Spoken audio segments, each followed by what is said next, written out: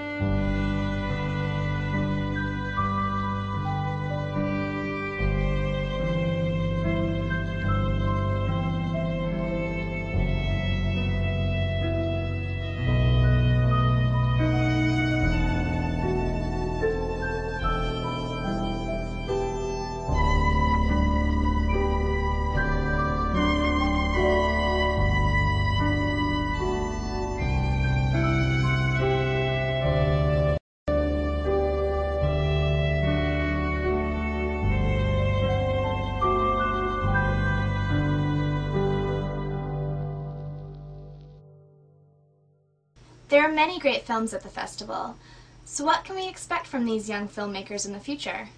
Pretty soon I plan to go and pursue a degree in film, and I hope to continue what I do because I love it. I just shot a teaser trailer for a movie called Cloning that my father wrote and starred in. You can find it on freighttrainfilms.com. Perhaps one of these talented young filmmakers will be the next Francis Ford Coppola or Quentin Tarantino. They certainly seem to have the drive and ambition. This is Danielle Beamon with We Create the Future on Maine Web News. Thanks, Danielle, and I do encourage you to go online and watch these films in their entirety. Go to www.mainewebnews.com for the links. It's amazing what can happen when you pair a video camera with a young imagination. Well, it wouldn't be America if everyone supported the president coming to town, and sure enough, one group of Mainers greeted the president and his entourage with protest. We Are Change Maine traveled down east. They promoted and handed out a film called The Obama Deception, which presents the argument that the president is not working for the best interest of the American people. Obama is a cruel hoax. He works for Wall Street. He's an agent of finance capital. Ironically, the movie, which has over 30 million views online, was censored on the internet during Obama's visit to Maine. Did We Are Change Maine have an effect? It seems they might have. To watch the movie for free, go to www.mainewebnews.com and click on the link. Decide for yourself whether or not you agree or disagree with the points that the film makes. And now, popular vlogger Erick Bennett is back this week to take the Pulse of Maine. Today on Maine Web News, the Pulse of Maine is going to take a look at Big Moose Harley-Davidson here in Portland, Maine, and we're going to talk to Mr. Steve Reynolds, the owner. On July 12th, Law LD 1675 was passed, and it was put through by State Senator Nancy Sullivan. What this law does is effectively prevents owners of motor vehicles from being able to alter their exhaust to however they like it to sound. And it also requires that all 50,000 riders in the state of Maine post their inspection sticker on the rear of the bumper. So we're going to go in and talk to Steve and hopefully a few customers and find out what they think about this.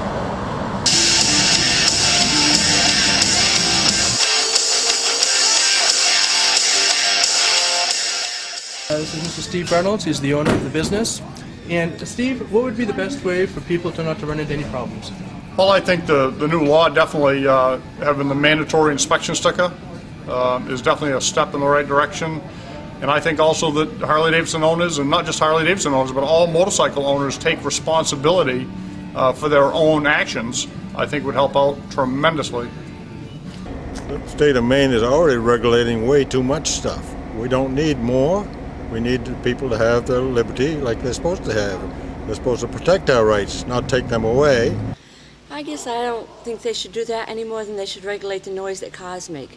Guys soup up cars, guys soup up motorcycles, girls soup up cars and motorcycles. That's my opinion. This is Erick Bennett with Maine Web News, where we're keeping our finger on the pulse of Maine. And for more additional footage and commentary that you will not find anywhere else, please go to www.mainewebnews.com.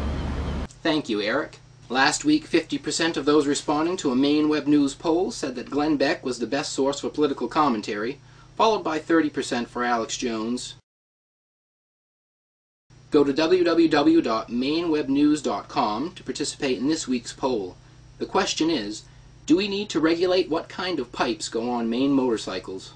Thank you for watching, and today we end the show with some great Maine music from the Mallet Brothers Band.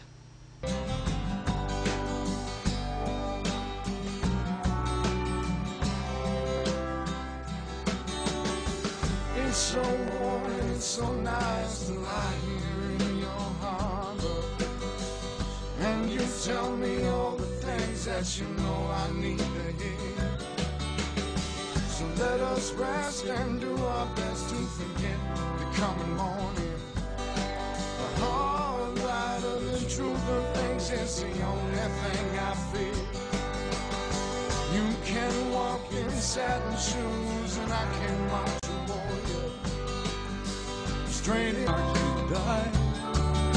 I love her tales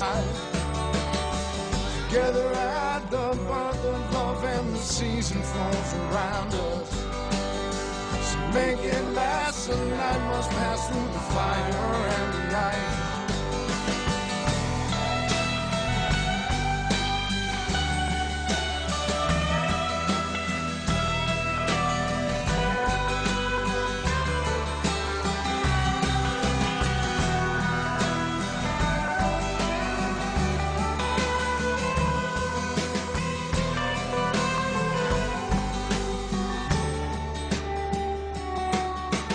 I've seen the lonely ones who stand on empty stone, homeless in their homes where days are dark and hearts die.